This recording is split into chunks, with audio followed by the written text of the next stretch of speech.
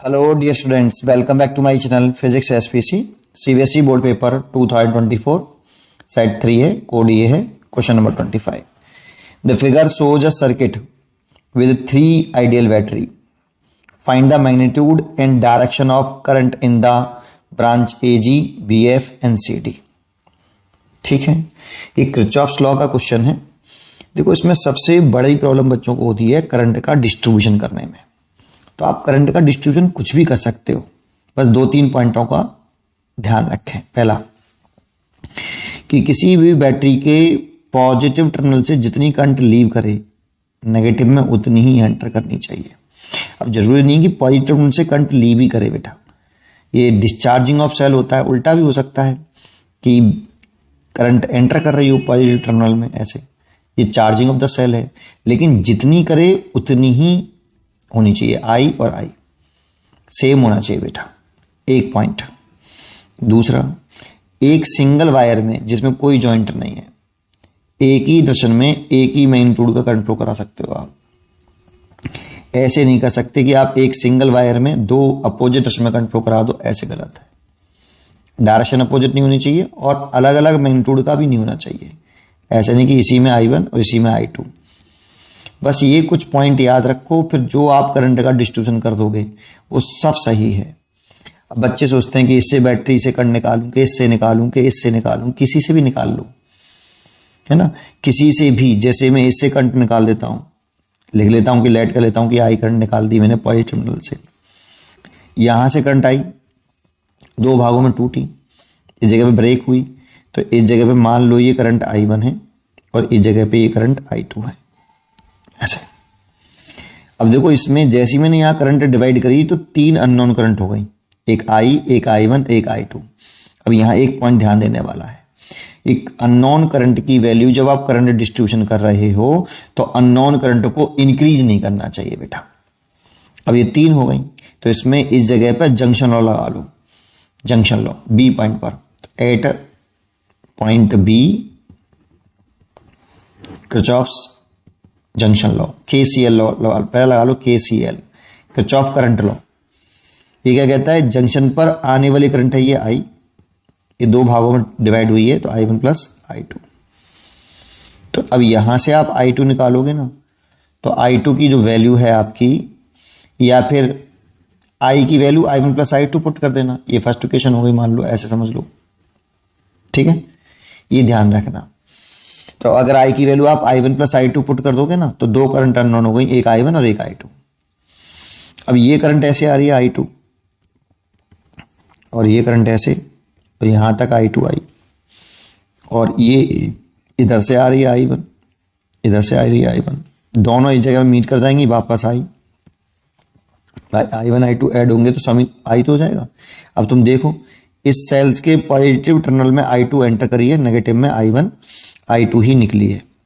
ऐसी सेम है, यहाँ पे एंटर I1 करिए, इधर I1 निकली है, इधर से I एंटर करिए, I निकली है ना।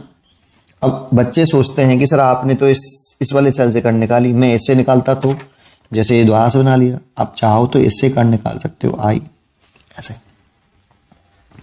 यहां आके ये 2 भागों में तोड़ दो, इसे I1 और इसे I2 इस जंक्शन B पॉइंट पर। तो फिर I equal to unknown current increase नहीं करनी, इसीलिए ये रिलेशन जरूर निकालना बेटा। अब इस करंट को I2 ले आओ इधर की तरफ, ऐसे, इधर से ये I1 आ रही है, ऐसे ये I1, दोनों मीट कर लो, वापस I।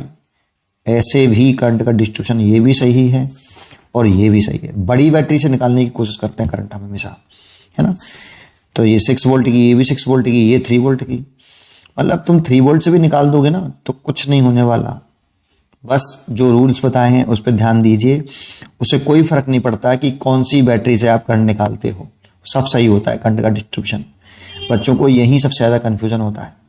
चलिए, अब इस वाले पॉइंट को तो मैंने सॉर्ट आउट कर दिया, आगे बढ़ते हैं। अब क्या करना है, देखो इसमें कितनी करंट अननोन है, 2 सर 3 है, एक I और एक I1, एक I2। भाई I की जगह पे मैं रिप्लेस कर लूंगा ना, I1 प्लस I2। तो 2 करंट अननोन है, तो 2 बार आपको किरचॉफ्स लॉ लगाना पड़ेगा। हमेशा करंट की अननोन वैल्यू को पहले डिक्रीज करिए, कम से कम हो। यहाँ पे 2 से कम नहीं कर सकते इसमें। फिर इसमें किरचॉफ्स लॉ लगा लो, 2 बार लगाना पड़ेगा।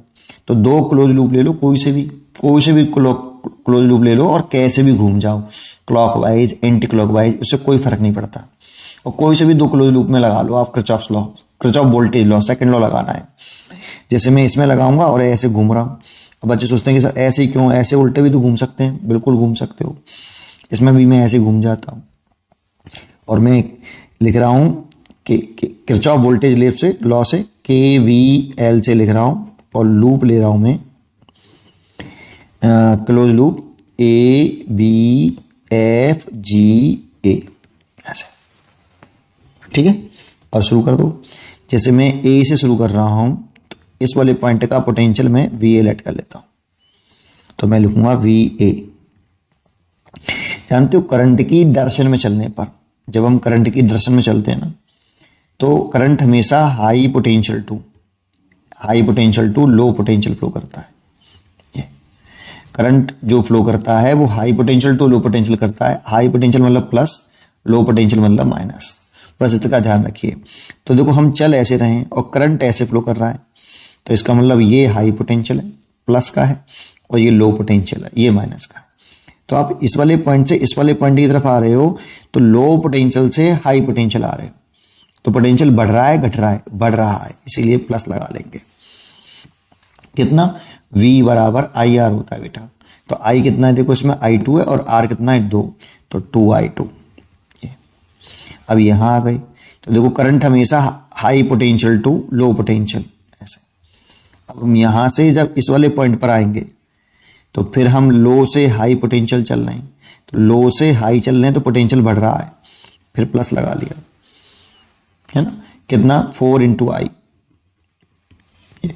अब देखो इसमें करंट से नहीं देखते बेटा, बैटरी में कभी भी करंट से नहीं देखते, टर्मिनल से देखते हैं। ये प्लस का टर्मिनल है और ये माइनस का, तो हम हाई से लो चल रहे हैं तो पोटेंशियल घट रहा है, यहां से यहां आ रहे हैं तो पोटेंशियल घट रहा है, इसीलिए माइनस। कितना घट रहा है 6 वोल्ट। फिर हम यहां आ चुके हैं, अब यहां से ऐसे चल रहे हैं तो करंट ऐसे फ्लो कर रही है, तो ये प्लस आएगा और ये माइनस। और हम चल ऐसे रहे हैं तो करंट के अपोजिट दिशा में चल रहे हैं और लो से हाई जा रहे हैं, तो इस वाले पॉइंट पे जब आएंगे तो पोटेंशियल बढ़ रहा है ना, लो पोटेंशियल और हाई पोटेंशियल, तो प्लस आ जाएगा 2I2। फिर हम यहां आ चुके हैं, फिर ऊपर तरफ चल रहे हैं, फिर यहां पे आ गए तो ये नेगेटिव और ये पॉजिटिव, लो से हाई, फिर पोटेंशियल बढ़ा +3। हम पॉइंट A पे पहुंच गए तो A पॉइंट का पोटेंशियल इक्वल लगा के लिखेंगे बेटा। इक्वल लगा के जिस पॉइंट से चलते हैं उसी पॉइंट पर आके स्टॉप करते हैं और बीच में इक्वल लगा देते हैं। VA से VA कट गया, आप 0 लिखते होंगे साइड में, देखो VA से VA कट जाएगा तो 0 ही तो आ जाएगा, तो एक ही बात है, वो 0 से लिख देते हो आप, ऐसे सॉल्व कर लो। तो देखो इसमें सॉल्व करूं तो 2I2 और 2I2 4I2 हो गया, +4 I1 की वैल्यू लिख दूं I1 + I2, और माइनस के 6 में से प्लस के 3 गए तो देखो 2I2 और 2I2 4I2, और ये 4 और I की वैल्यू मैंने पुट कर दी I1 + I2, और 6 में से 3 गए तो माइनस के 3 बराबर 0। तो यहाँ और आगे सॉल्व करूँ इसको तो 4I2 + 4I1 + 4I2 = 3। तो इसे ले सकता हूँ 4I1 + 8I2 = 3, इक्वेशन 1। ठीक है। अब क्लोज लूप दूसरा ले लो, KVL उसमें भी लगाओ एंड, और क्लोज लूप ले रहे हो आप कौन सा, ये वाला। B से शुरू कर लिया मैंने, BCDFB। करंट निकालने के लिए जिस पॉइंट चलते हैं उसी पॉइंट पर वापस आके स्टॉप करना पड़ता है इक्वल लगा के। ठीक है, तो शुरुआत कर रहा हूं इस वाले पॉइंट से। अब इस पॉइंट का पोटेंशियल BB मान लूं, तो BB से शुरुआत किया तो लिख दिया BB, ऐसे चलना शुरू किया तो ये प्लस और ये माइनस, करंट की डायरेक्शन में हाई टू लो करंट की डायरेक्शन में। तो प्लस से माइनस चल रहे हैं, तो देखो इस वाले पॉइंट से ये हाई पोटेंशियल है, ये लो पोटेंशियल है, तो यहां पर जब आए C पॉइंट पर आए, हम चल भी ऐसे रहे हैं, तो C पॉइंट पे जब आए तो पोटेंशियल घट गया, तो घट गया इसीलिए माइनस, करंट इंटू रेजिस्टेंस के बराबर। तो I1 2I1 current into resistance. यहां आए तो देखो प्लस माइनस, बट सेल में करंट की डायरेक्शन से नहीं देखते, प्लस माइनस टर्मिनल से देखते हैं। तो हाई से लो आए तो पोटेंशियल घटा है, इसीलिए -6। इसमें करंट से देखो ये प्लस ये माइनस, तो फिर पोटेंशियल घटाया अगेन, तो -2I1। फिर यहां से यहां आ गए, फिर लो से हाई आ रहे हैं तो +6। है ना। और फिर देखो हम प्लस से माइनस जा रहे हैं, करंट ऊपर की तरफ है तो हाई से लो जा रहे हैं, तो फिर माइनस घटा 4i करंट है बेटा, इसमें आई करंट है, दिख रहा है आई है, और इसी पॉइंट पे पहुंच गए इक्वल टू बीबी, बीबी से बीबी कैंसिल। अब देखो ये कितना हो गया, 2 और 2 4 हो गए, 4 और ये 4 हो गए, इन दोनों को उधर ले आओ बेटा, तो ये प्लस के 4i हो गया, इसको साइड में ले आएंगे प्लस के 4i, और इसको भी इधर ले आएंगे तो प्लस के 4i1, और 6 से ये 6 कट गया बराबर 0, है ना। तो यहां आप एक काम करिए कि i की वैल्यू पुट कर दीजिए i1 प्लस i2, तो 4i1 plus i2 plus 4i1 equal to 0, तो ये 4i1 plus 4i2 plus 4i1 is equal to 0, तो ये हो जाएगा 8i1 प्लस के 4i2 इज इक्वल टू 0, और इसे ले सकते हैं आपका 8i1 is equal to minus के 4i2, इसे काट दो तो 2i1 is equal to minus के i2, ये तो i2 की वैल्यू लिख लो, चाहे i2 इज इक्वल टू लिख लो माइनस के 2i1, ऐसे एक रिजल्ट तो ये आ गया इक्वेशन नंबर 2। ये वाली वैल्यू और इस वाली वैल्यू को सॉल्व कर लो, तो देखो मैं सॉल्व करता हूँ। 4 मैं इक्वेशन 1 लिख रहा हूँ, 4i1 plus 8i2 is equal to 3, equation 1 लिख दी।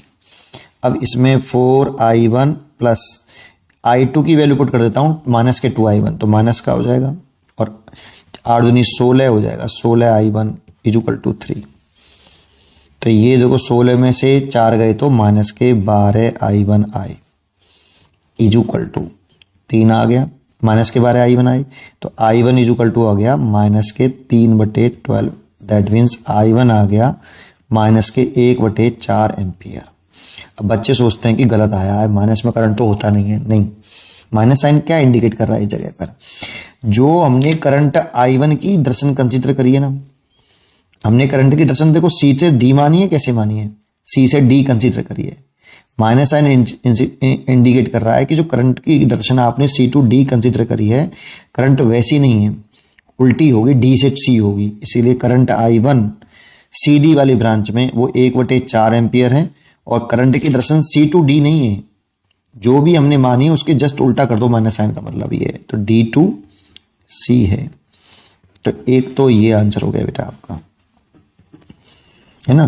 करंट की डायरेक्शन भी पूछ रहा था ना, मैग्नीट्यूड एंड डायरेक्शन, तो सी में सी डी वाली ब्रांच में डी टू सी करंट है और 1/4 एम्पियर करंट है। अच्छा, एंड i2 की वैल्यू निकालें, तो i2 की वैल्यू कितनी है, माइनस के 2i1 है, तो माइनस के 2i1, तो माइनस 2 इंटू i1 की वैल्यू ये पुट करना बेटा आप, ये तो बाद का रिजल्ट है चेंज करने के बाद, तो माइनस का 1/4 है ना, तो माइनस से माइनस कट गया और ये कट गया 1/2 एम्पियर, तो i2 आया 1/2 एम्पियर, ये प्लस का ही आ रहा है, दिख रहा है। तो i2 की जो भी डायरेक्शन हमने कंसीडर करी है, ऐसे i2 ए से जी में फ्लो कर रहा है, i2 दिख रहा है ए से जी में, और जो भी मानी है जैसी है वैसी है, तो ए टू जी ही दर्शन है, ये ए टू ए से जी की तरफ ये दर्शन हो गई, ये मैग्नीट्यूड हो गया। इसीलिए अगर हम टोटल करंट निकालें तो i1 प्लस i2 है, i1 की वैल्यू कितनी, ये पुट करना बेटा ये मत पुट करना, ये पुट तो ये नहीं करनी, वैल्यू तो यही आई थी ना, तो माइनस के 1/4 प्लस i2 की वैल्यू कितनी 1/2, ये पुट मत कर देना, वैल्यू तो ये आई है ना आपका आंसर में, तो यही पुट करना सॉल्व करते समय। तो यहाँ से 4 एलसीएम ले लें, तो यहाँ माइनस का 1, यहाँ पर प्लस के 2, तो प्लस का 1/4 आ जाएगा आई, तो आई बराबर 1/4 एम्पियर, ये भी प्लस की आ रही है, इसका मतलब जो भी हमने डायरेक्शन मानी है वही सही है।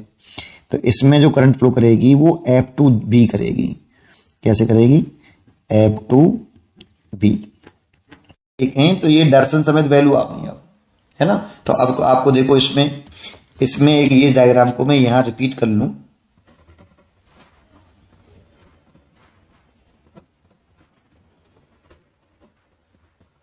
सॉरी यार रजिस्टर नहीं है, यहां है,